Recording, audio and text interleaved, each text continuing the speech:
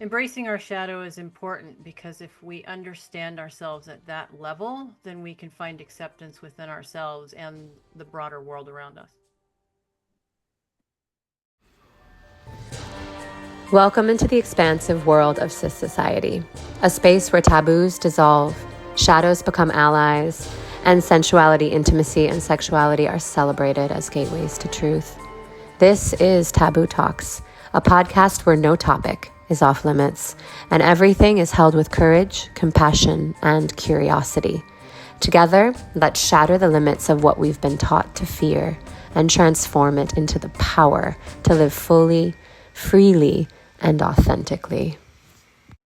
Welcome back to Taboo Talks. Today, we are welcoming an extraordinary guest who brings courage, intellect, and a deep sense of curiosity to some of the most taboo and complex corners of human sexuality. Dr. Victoria Hartman holds 2 doctorate degrees, including a PhD in human sexuality, with a specialization in clinical sexology and a master's in public health. Her expertise spans forensic sexology, the psychological study of death fetishes, and the preservation of erotic history. She is also the director of the Erotic Heritage Museum in Las Vegas. It's awesome, by the way, check it out. An expert valuator of explicit materials and a published author of I Love Dead People, Inside the Minds of Death Fetishists and the Sexual Art of Serial Killers. She also serves on the advisory board of the Advanced Space Life Research Institute. Dr. Hartman's work pushes boundaries and asks bold questions, examining the erotic psyche, archiving sexually explicit films, and investigating the impact of violent content on the human mind. She's a rare voice, merging academic rigor, psychological insight, and fearless storytelling. We are so excited to have you on the show. Welcome, Victoria. Thank you so much for having me. Absolutely. It's an honor. We're really amped to have this conversation. We have a taboo podcast, and I feel like this may be one of the most taboo subjects that we're going to dive into. So yeah, we're on the edge of our seat here, and yeah, we just want to go right in. I'm curious what originally sparked your curiosity to explore necrophilia, murders, and super taboo realms of sexuality. Thank you so much for that question. I actually get that quite a bit because it's more common to see men and male identified people pursuing academic inquiry of this nature. Most of my colleagues are male. And so uh, for me, the original, mm, well, let me start earlier than in my 20s, actually, or my teens. I grew up in a very interesting household with an American father and a German mother who were complete at odds in terms of how they taught sexuality or how they talked about sexuality. Okay. Okay. My mother My was very mother was open. very She open. discussed She things discussed openly. I things could ask her any openly. questions that I could ask didn't her any questions that didn't garner any kind of a negative garner any response kind of a from negative that response. parent. Whereas my father was very repressed and um, my mother tells a story that by the time I was 3 or 4, he no longer took me into the shower because of embarrassment and shame. Even though at the age of 4 or 3, I'm not going to really understand, the difference between my parents. They're my parents. It doesn't really matter. And my mother had such an open relationship or a comfortable relationship with sexuality and nudity. So I credit a lot of my fearlessness to the way she brought me up around sex, especially later on when they divorced. We moved over to Europe, and I came of age in Germany, where human sexuality is it's a non-issue. It's not even that it's not an issue or that it's minimized or that it's looked at differently. It's just a non-issue. It's like anything else in biology, human relations. So I grew up in that kind of an environment over there. And um but what I understand now to be the genesis of the work that I'm pursuing is my own trauma. I was the victim of a gang rape at the age of 16, and I was actually lucky. I survived. There was one other girl who was a couple of years older than me. She did not. And after a rather dysfunctional way of coping, which was through addiction. When I got sober almost 30 years ago now, um, I the first thing I wanted to do was go to college. I had grown up with luckily my American family was very, very academic, and I was a little late to the game, but I got back into college and or went to college actually in my late 20s. And the first class that I took was Psych 101. And when we got to the deviant behavior chapter, it was like lightning. It hit me, and that's kind of just it took me with it. And I never lost interest. I obsessed on that topic. I continue to obsess on that topic. And it's led me to where I'm at. I followed it relentlessly. I was not going to let anything get in the way of that. And that's how I ended up here as an author who now researches that with some of the most brilliant minds I could have ever hoped to. I mean, I worship them. Like I'm getting ready to do a research project with Dr. David Wall that I can't discuss because of how subversive it is.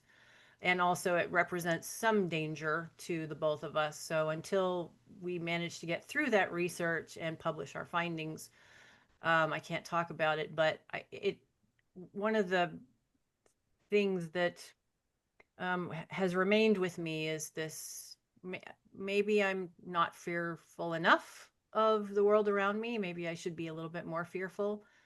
And I ask myself often if survivors have a higher tolerance for risk taking than, say, perhaps the general population. I don't know. I haven't actually looked into that, but I do attribute my experience with kind of this logic in my head that I've survived the worst. What else is there anything else to be afraid of? So Mm. that's why I do the work that I do, because ultimately, if I can find even a shred of something that gives law enforcement or psychologists the ability to see this coming before it happens, then perhaps I could spare one life, just one. So that's why I do the Mm. work that I do. And the museum was sort of an aside, but luckily, as a privately held museum, the gentleman who owns it, he places no restrictions on me to be able to pursue this passion of mine. So I'm lucky that I found where I'm at now, and that I found the owner of the museum, and that we get along as well as we do. You could say he's a little bit of a shadow gentleman himself, even though now at 81 he's mellowed out quite a bit. Love that. He's mellowed out at 81. Well, thank you. Thank you for your vulnerability and sharing what brought you to where you are now. You know, I hear this shame growing up with your father, right? There was this cocktail of shame, and then you were a survivor of something really traumatic. And then that led you to the door of curiosity, where you began to kind of peel back the layers and say, like, what is here? What is this about? How can I transmute it? How can I serve the world with it? And I also feel, yeah, I feel really inspired. I feel really inspired by your story and how the the journey through the shadow leads to some sort of sliver of light, right? Or information that can support someone else who's also met that same sliver. And so I see you as an advocate for people that have also survived something really intense, you know, saying like, "Hey, I've made it through and I'm leaning into it. Like I'm not repressing it, I'm not disassociating, like I'm fucking facing it head on." And yeah, I find your work really moving. And so Thank you. I wanted to thank you for it, for you. Thank you. Hmm. Yeah, deep. Yeah. Yeah. I feel like so much gratitude as well. And it just is really so interesting how if you believe in this thing, like we choose our destinies and we in this like other consciousness realm, like that the things that are our biggest obstacles and our biggest barriers and our biggest wounds end up being what guides us to into our dharma and to our purpose. and the healing that we're supposed to bring into the world. And so, yeah, it's just so incredible to see how you've alchemized all that pain and how you are really turning it into art and beauty and education and information for, I think, probably saving more than just one life. But even if you could just save that one life, like that your friend that lost their life, it's just such a beautiful mission. So yeah, thank you for doing that. And thank you for sharing about yourself so personally. It invites even more honesty into this conversation. So we're really excited to dive even deeper into the darkness with you. But before we do that, we're just going to take a quick message from our affiliates, and then we'll be right back. Hey, hot stuff. We're going to take a quick pause from the show just because I am so excited to tell you guys about one of the most transformative online tools that I've used that has really unlocked my pleasure journey to the next level. And that is the OMGS course. So until this last year, I actually struggled to orgasm on my own without the help of a toy. I felt dependent, I felt hopeless, and I honestly felt like there was something wrong with me. But within just 2 weeks of starting this course, I had my first orgasm from my own touch. And I was like, hallelujah, I'm not broken. And it's just opened up so much since then. I can honestly say it's just gotten better and wetter from there. So OMGS course is a fun, user-friendly course packed with all sorts of different videos and techniques and showcases a myriad of different women. And it will completely shift the way that you experience pleasure. So whether you're struggling with orgasms or maybe you just want to amplify your pleasure, both solo and with a partner, this course is truly a game changer. You can use the link in our show notes below to unlock your orgiastic potential and also to support the expansion of the SISociety movement. Now back to your show. Talks, we're here with the beautiful, inspirational Dr. Victoria Hartman, exploring the darkest edges of sexuality, death, and the human psyche. So as we continue this conversation, I really want to get more into the juice of really what it is that you study. Okay. And so will you tell us a little bit more about what is necrophilia and what has studying it and anything else that you've been studying around that taught you about human sexuality? Thank you so much for that question. My answer would be is that it's multifaceted. Okay. So let me come from the researcher's angle first. Once I got my degrees and I actually started to really, I started diving into the classification systems around necrophilia during my doctoral work. And I had about 20 years of exposure to online communities of people who identify as necrophiliacs who felt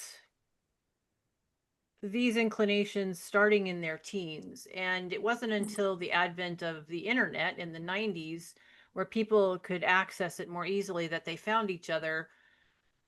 And up until that point, these folks had lived in fear that they were monsters and that they were going to commit violent acts against others, which they found abhorrent, which surprised me in the research that I did, because I had this idea that if you're inclined this way, of course you're going to act out like a BTK or a Richard Ramirez or a Jeffrey Dahmer or what have you. And I found that there was this whole community of people online for whom this was merely a fantasy and a kink, and they never wanted to actually hurt anyone at all. And necrophilia is the, do you mind just like... Necrophilia is the desire to be sexually close to a deceased person. Okay. But it's so multifaceted that I don't even know that that's an adequate description. That's just a description in academic books. So let me preface with that. So what I found in the classification systems was disagreement between the different categories. One of the research groups, they found one of the first papers that was done by Rosman and Resnick, they found 3 different types of necrophiliacs. Pseudo-necrophiliacs, actual necrophiliacs, and then a third I can't think of right now. So some that fantasized about it, some that actually did it, and then a third, like I said, I don't recall off the top of my head. And then later on, there was Anil Agrawal, and he defined 10 systems or 10 classifications. but they just seemed all disjointed, especially given the people that I had interviewed in my work, and they didn't make sequential sense. Some of the more severe forms of necrophilia were higher up on the scale and less severe than the ones that were maybe just fantasy or where people could only function through fantasy. It just seemed very bizarre. Um, and that's why I started my response this way, is because necrophilia, even though its definition is sex with dead people, that's not what these different categories are bearing out. There's all these gray areas that go from just fantasy all the way to violent murder for the purpose of acquiring a body for sex. So I wanted to challenge that, because the ones that the classification systems that are out there, they just don't make any sense. So I proposed my own, and there's another researcher, Lee Malore. He's proposed 3 of his own. So there's myself and at least one other researcher who are challenging the current classification system. So that's one angle of necrophilia.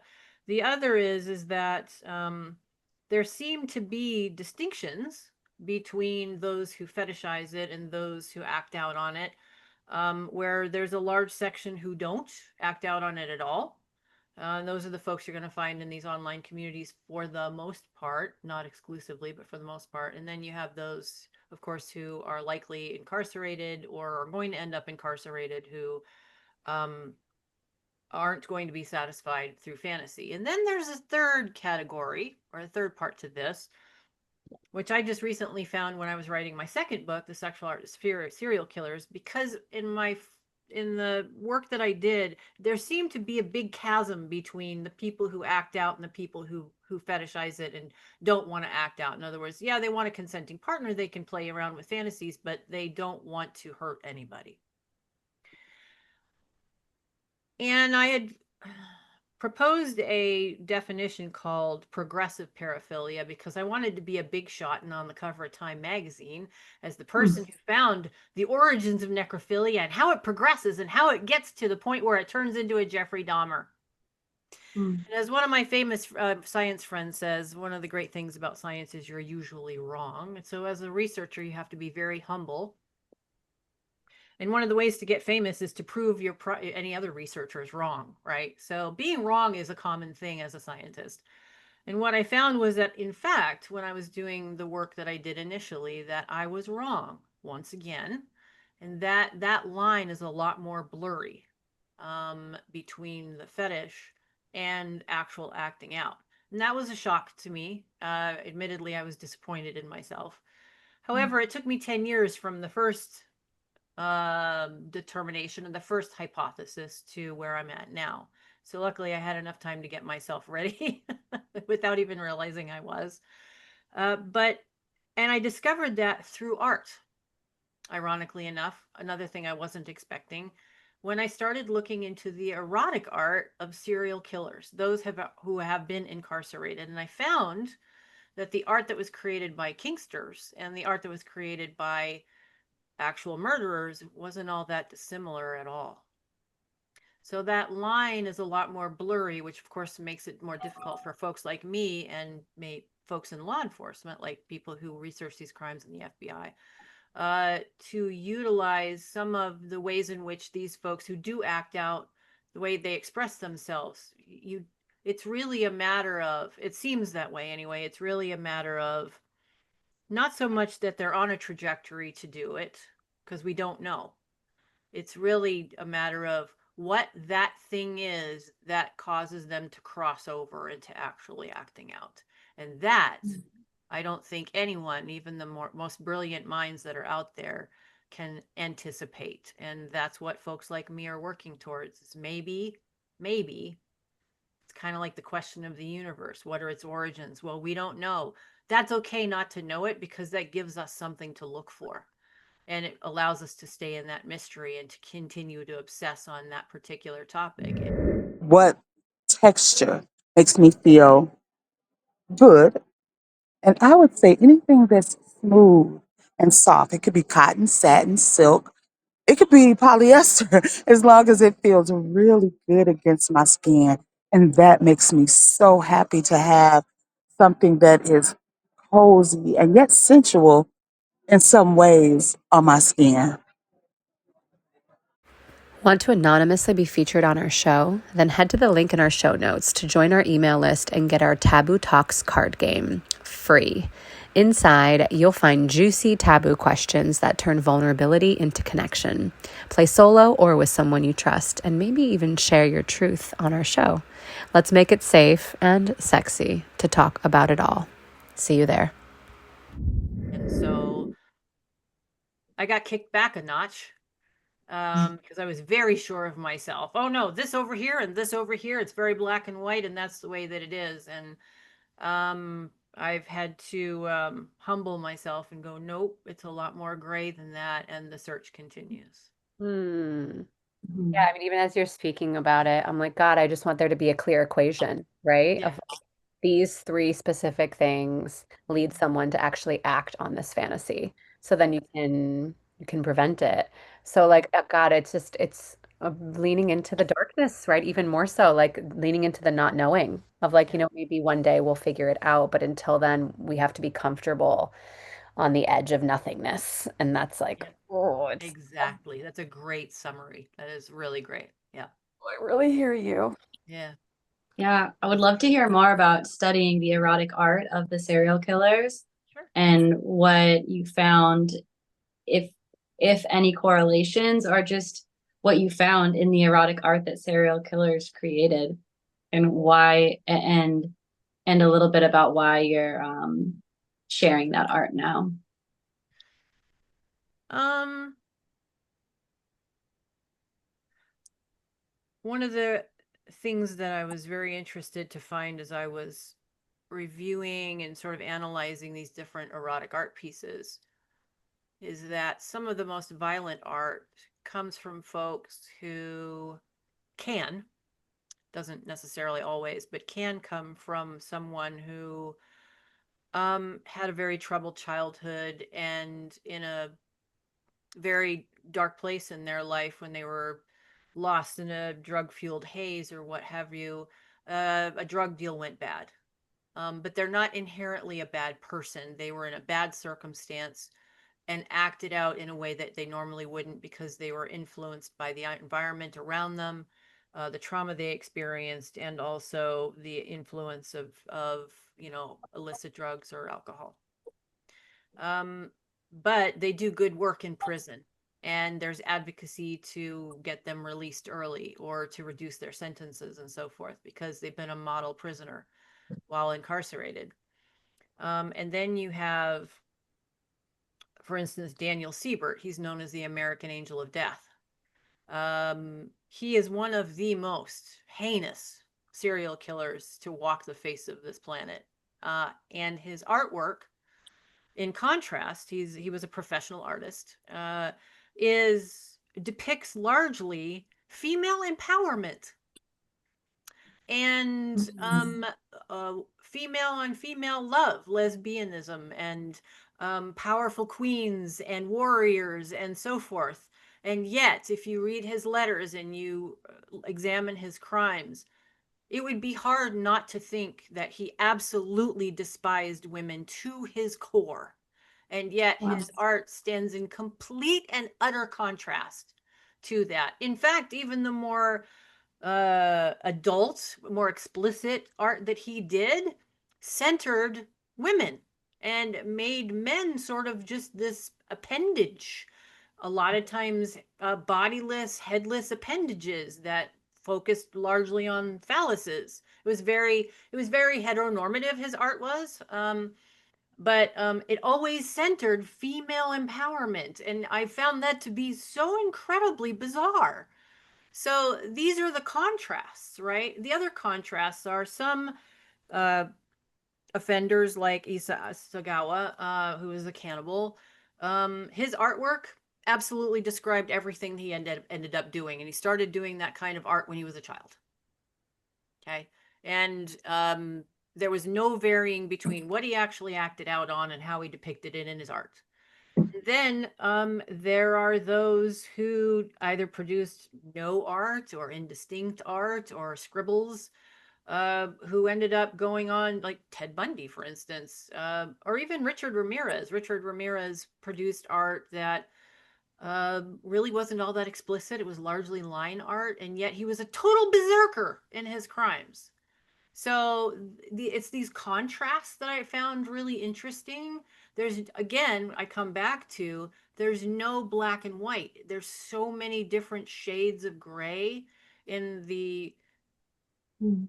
art that's produced by these individuals. And then, of course, you contrast that again with those who have never acted out at all. It's just a fantasy for them. And some of that art can be incredibly graphic, incredibly violent, and yet they are mothers and fathers. They have children, they have families, they're grandparents, they're working professionals, they're clergy, uh, and doctors, lawyers, etc. They are in the helping professions. They could be advocates for others, activists on behalf of others, whether it's gender, sex, or class. So it's interesting what comes out. A good example, I'm working with an artist right now. His name is Curb Crawler Ghost. He's featured in the museum. He has an entire gallery. His artwork combines sexual violence and religion, in most cases, not all. I've been working with him now for a year, and he's been here visiting and doing live painting at the museum for the last 3 weeks. I've spent a lot of time with him. He is the most loving, soft spoken, and devoted husband and father. Him and his wife have been together for over 15 years. They have an 11 and 14-year-old. He is crazy in love with his partner, and he is just the sweetest, softest, uh, gentlest person you'd meet. So again, with the contrasts, right?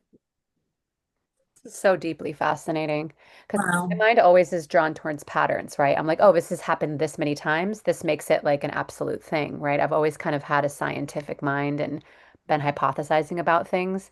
But what you just shared, just I had full body chills and it felt like a bit of an awakening, right? Like where we try to put something in a box, but Yeah. there really was never a box to begin with. And like Mm. so yeah, it's just it's so interesting. And I mean, I would love to know while you're spending time with this work, which can be really explicit and intense, right? Like the majority of people aren't directly in touch with with this type of content. And I just was wondering on a personal level, like with disturbing and unsettling content, like how do you stay grounded emotionally and like continuing to connect to the purpose of your work when you're exposed to such sometimes intense and graphic images? Right. That's a really good question. I was recently asked that by someone who follows me on Instagram that I know locally. Um,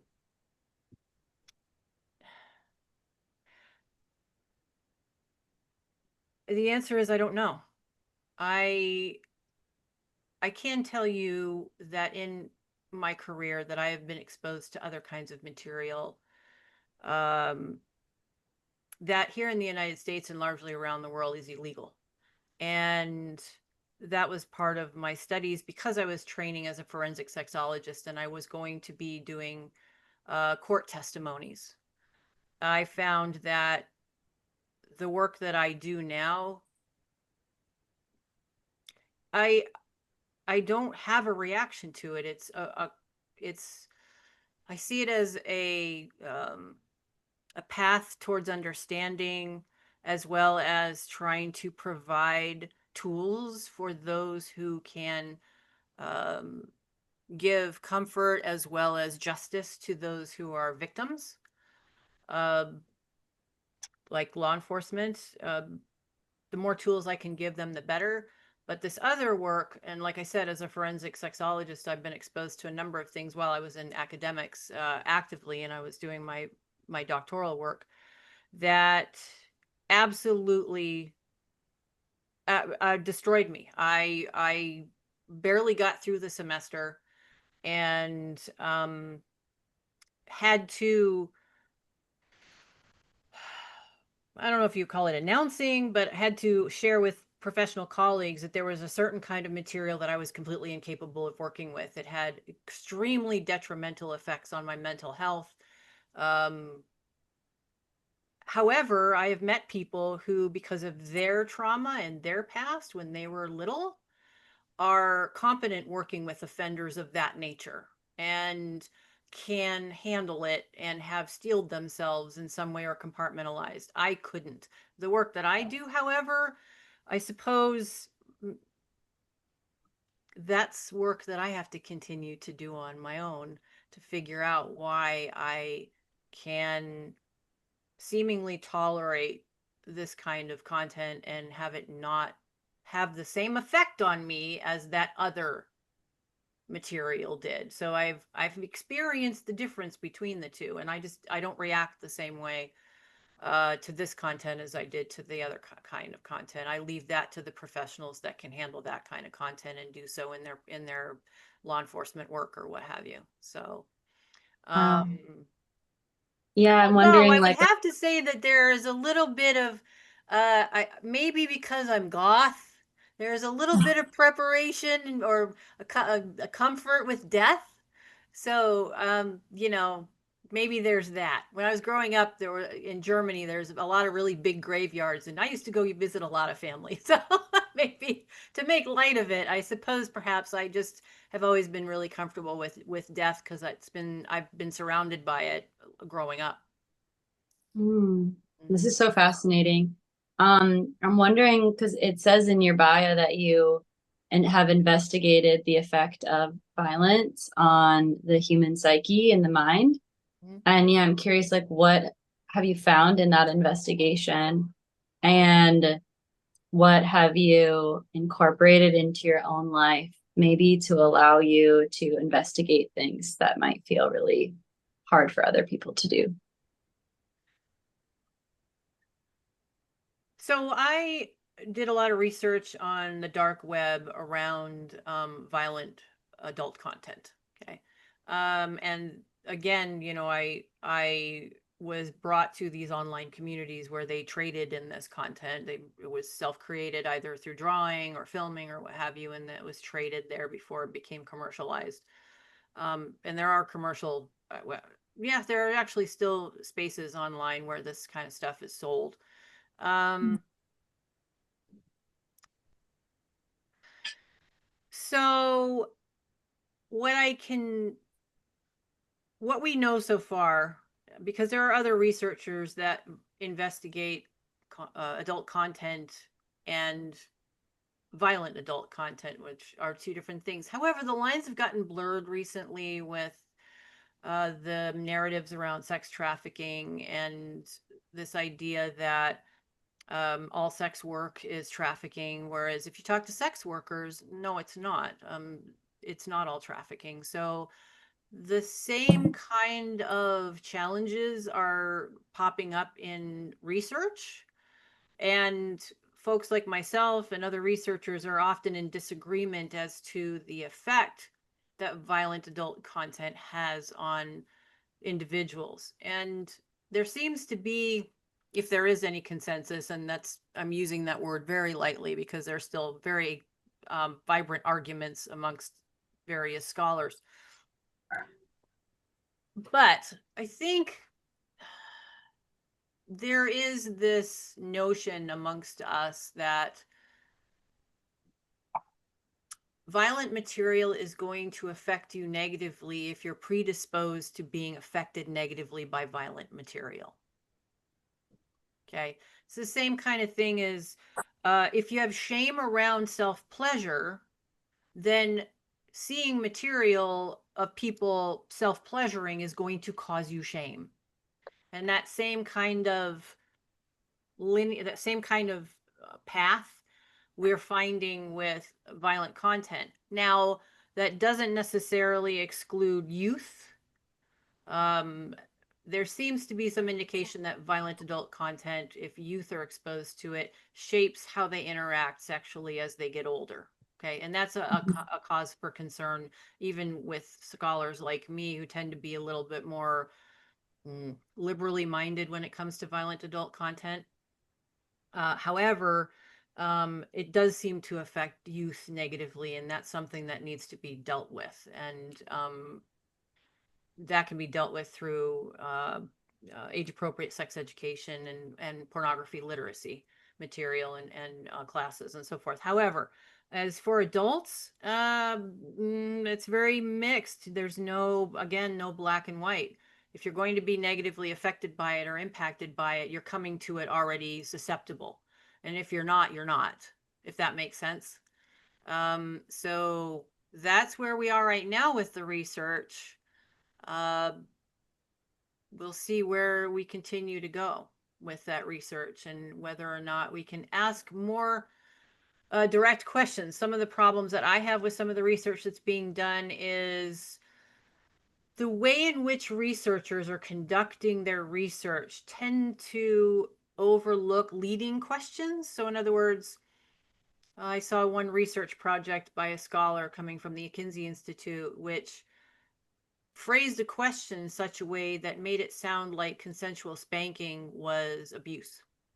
Hmm. And BDSM and certain practices in BDSM was the way that the question was structured, as it sounded like it was abusive. And if you're phrasing your questions in such a way that leads a person to answer, oh, yes, that was abuse, then you're not really getting unbiased responses. So I think as researchers, we need to do better in how we ask questions to begin with so that they truly are neutral. This is fascinating. I feel like what I'm hearing is that it's What like I'm a hearing is it's like a thing. So maybe someone who has had a negative or like, sorry, someone who has had a violent upbringing in some way, shape, or form might be more negatively affected by violent content than someone who grew up in a really safe home. Is that correct? Is that kind of like the general? That's one possibility. That's Yes. one possible way. And I'm also curious with my own childhood because I was so into murder mysteries when I was in elementary school. I was watching, Unsolved Mysteries. That was my favorite show, and all these murder mysteries where they would find children in garbage cans. And I don't know, I would eat that shit up when I was like 5, 6, 8 years old. And my parents, I remember, would be like, "Why are you watching this?" And in my mind, I'm like, well, it didn't make sense to me. Like, I grew up Christian. I grew up really watching Disney movies and all these other things. And I recently found out, like, as an adult, that I had like a repressed sexual violation that happened to me when I was really, really young. And so now I'm like putting these pieces together, like, oh, maybe that's why I was like so drawn to it, because it helped me to like understand my own situation and my own life story more. Right. That's not an uncommon story, and thank you for sharing that. I would share that my daughter, now she was my stepdaughter, so she came into my life when she was 8, and but she's my daughter now. And she could not get enough of horror movies and true crime and so forth and so on. And now she is a very skilled and sought after emergency room nurse. And she plans on continuing her education and becoming a coroner. So isn't it interesting, the paths we take depending on what we're interested in? And I don't know that we've really figured out why some of us are more fascinated by death other than, and I'm trying to remember the author's name. Erwin Yalom, actually, he's on my bookshelf. Erwin Yalom is his expertise was in counseling science, and I loved his work when I was doing my undergrad. And he wrote a book called Staring at the Sun, and it talks about how people react to death, whether it's their own impending death or death that's around them, and how they cope with it and how it speaks to us existentially. I highly recommend reading Staring into the Sun by Erwin Yalom. He dives into that much more deeply than I have, and why we tend to be fascinated by death, which is sometimes intricately linked to sexuality and eroticism, sex and death. I have one more question for you before we wrap up this section, and that's like this idea of going into the shadow and like the amount that you're able to go into the shadow equaling the amount that you're able to like actually come into conscious light and like on the other side of that. And I'm just curious, from your own life experience, your research, your whole dharma, like how has integrating your darkness allowed you to actually be more embodied in your light and in your wholeness? It's allowed me to come to a point of self-acceptance that, interestingly enough, I find is frightening to those around me, which is really weird for me because I get to live a shame-free life, and that is an Mm. uncommon experience for people. Um, it doesn't uncouple me from accountability. Um, I don't have to indulge my own dark side and abandon being accountable to those around me. Are there mistakes that are sometimes made? Yes. But because there's a lack of shame, like, and I didn't grow up with shame, I don't understand the notion of shame. And I think that's because I was taught, and I attribute that to my mom and to my German upbringing, because there's so much self-acceptance around sexuality and the culture I grew up in and also the home I grew up in, that the only thing that could take that the place of shame would be accountability. So I can own my own dark truth, and I can be honest about it with those who want to walk in that space with me, and take accountability when I mess up. Mm. And um I would end that comment with, I wish I could find more people that I would want to walk that path with, who also approach their dark side from that perspective. And that's been very hard to find. Mhm. Yeah, I Mhm. hear how So, sensitive that is, and yeah. and how beautiful and liberating it has been for you to fully embrace your shadow and live this shameless life. And I'm curious for like people listening, and even from my selfish perspective, like if I'm gonna go deeper into my shadow and embrace these parts of myself, like what would you say to me and those people? Like, if you we say like if it's not there, build it, right? Like if you want this like the shadow army of people that are daringly jump into the darkness with you. Gloria, let's go. Like what would you say might be like a first step for people that are resisting it, repressing it, avoiding it, scared of it? Like, is it safe down there? Like what would you say to those people? Is it safe? Nope, it's not, because you're going to look at parts of yourself that might be ugly or angry or dangerous.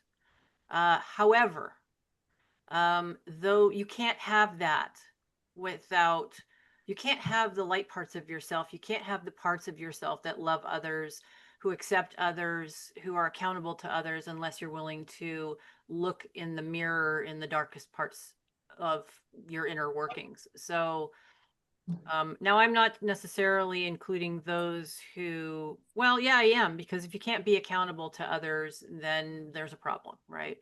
Um, so is it safe there? No. However, um, if we avoid those parts of ourselves, we can't free ourselves from the chains that exist there.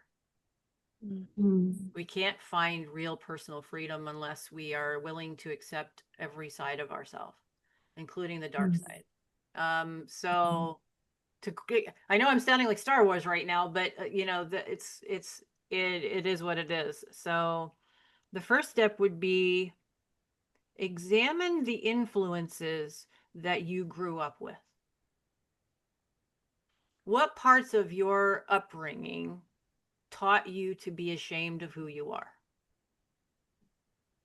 And I'm not talking about the side of yourself that could harm others. I'm not going to exempt that side, okay? Because we're all capable of that, and that needs to be, I don't want to say restrained, but we can have this journey and not harm others or ourselves. We're going to be looking at parts of ourselves that are scary, but we don't have to hurt ourselves or others in that process. So where were you taught shame? Was it your family of origin? Was it the religion you grew up in? Where were you taught that? That's where I would start. So, for instance, if you struggle with self pleasure, what were you taught as a child or growing up that led you to that conclusion that self pleasure is something to be ashamed of? Let's start there. And then you can take step by step by step further down that road. Mm. Mm, beautiful, exquisite. I love the way that you package that so beautifully and clearly. Thanks. Yeah, it really is all a direct reflection. The mirror that we hold to ourselves is the extent at which we can hold that with anyone else in our lives, the extent of intimacy, connection, authenticity we can show up with in the world. Right. Yeah, so we're going to take one more short little break and then we'll be back and wrap up of this juicy episode with Victoria. Listen up. I have to let you in on the most revolutionary pleasure program I've ever experienced. I'm completely obsessed. The Vita Coaching Certification is one of the most advanced trainings on the planet for sex, love, and relationship coaches, and it's completely transformed my life. It's not just a coaching program, it's a dream erotic education, fusing Tantra, neuroscience, IFS, and somatics, full of embodied, juicy pleasure practices. I've shed layers of sexual trauma, religious shame, and toxic patterns. My nervous system is regulating, my pleasure is awakening, and my relationships are thriving. I feel more alive than ever. You become the embodied transmission, walking the path you'll guide your clients through. Plus, the business training sets you up for success. I already have my first client, and I'm only halfway through. The support is unmatched, the sisterhood is global, and even though it's online, it feels deeply personal. So if you feel the call to transform your life and rise as a coach that this world desperately needs, click the link and say yes. Welcome back. Thank you for tuning into today's episode. And Victoria, it has been incredibly powerful diving deep into your work and ultimately shadow. Before we wrap, I am curious through all of your life's work and shadow studies, what wisdom would you like to leave our listeners with and ultimately the world? To make space for one another from a place of acceptance while also holding each other accountable if we engage in a way that harms. That's it. Mm, short, sweet, and Making direct. it, making, creating space for others to feel accepted can be incredibly powerful. And most of the time, that just looks like being quiet and listening. Mm, Mm, yeah, just that the beauty of saying like all of you is safe with me, like all the parts that you've been told can't be here or you have to Right. hide or put under the table, like they're cool with me, like I'm here to hold them. There's so much power in that. Thank you for sharing that. It's really beautiful and a fantastic message. yeah. Yeah, this has been such an incredible conversation. We want to know what you're currently working on, what you're currently excited about, and we'll link all this in the show notes so everyone listening can read your books and connect with you. But yeah, if you want to just leave listeners with a little bit of what you're up to now. Well, what we're doing, so of course I'm the director of the Erotic Heritage Museum, and in total of my time there, I've I didn't do that. did you want me to start from the beginning? I accidentally hit, Heather? but we're recording, so we can just edit this part Okay, out. just edit it. Okay. So I'm the director of the Erotic Heritage Museum here in Vegas. I've been the director since 2014, and I started there in '09 actually as a student. That was a satellite campus for the Institute for Advanced Study of Human Sexuality. It was in San Francisco where I went to graduate school. And right now it's a slow time in Vegas. It's been slower, but it's slower than normal. So when we have slow times at the museum, we take advantage of um, the opportunity that we have having the interior of the museum be so quiet to build and expand and modernize and update. And right now, what we're doing is we're actually modernizing our retail space. Hmm. Um, so that's been cool. So we could better feature prints that artists have brought to us for sale. Of course, we have original pieces inside the museum that are also for sale, but a lot of people can't spend that kind of money. So we're expanding on the print area where people can take home some of the artwork that's much more affordable, as well as our swag and our clothing. We have a whole clothing line, which I wear all the time. So there's that. And I just love doing interior stuff in the museum and making it more modern. It's a little bit old school, but we like to add some modern elements.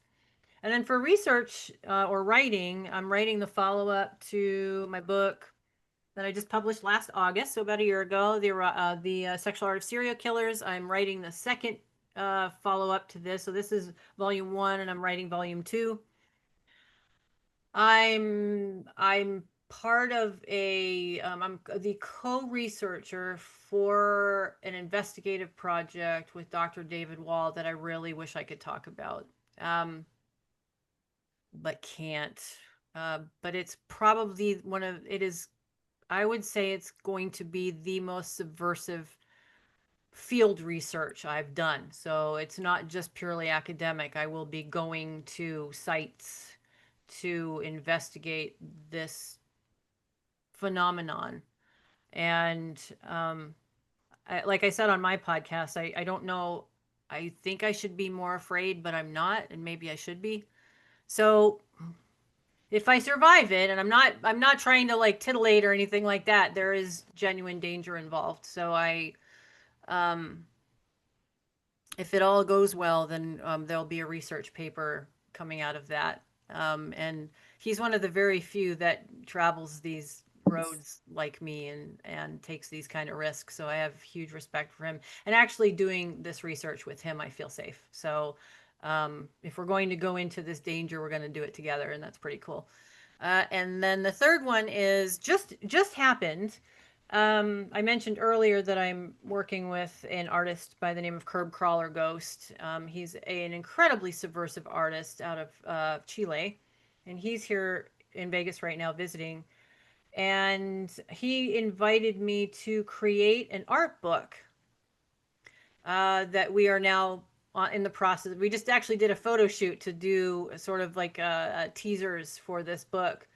And what we are blending is an analysis from me of certain serial killers and his interpretation of the crime through his art. So it's going to be either bound in velour or bound in leather, and it's almost going to be a book of poetry and song and art, and yet it's all going to be centered around an intimate look, or yeah, an analysis, but also an intimate look, so through the eyes of the killer or through the eyes of the offender, and what that might look like to them. But it's also going to have a very artsy, poetic vibe to it. So we just had a meeting yesterday about what direction we want to take, and I'm sure that's going to change and evolve as we go along. But it's going to be a tabletop art book, and I'm excited to see the end result. I don't really know where it's going, but I love being in mystery. So all of these things are very mysterious and unknown, and I live for that kind of stuff. So